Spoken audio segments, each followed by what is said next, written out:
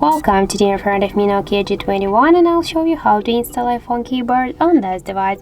So let's first open the Play Store application, and after that here in the search bar enter the green Apple keyboard. And now we should get this application, so tap to install and wait a couple of seconds while this application downloading and then installing on your device. After that, just tap here to open the app, click enable in settings, and near the green Apple keyboard tap once on the switcher, click OK, again OK. After that, just go back and tap to the switch input methods and switch your currently keyboard to the English United States keyboard.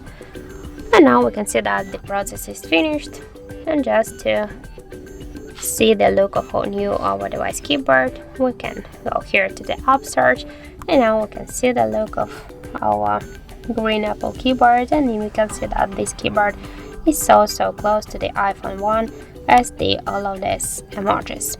So that's it, thank you for watching, and if you find this video helpful, don't forget to leave a like, comment and to subscribe our channel.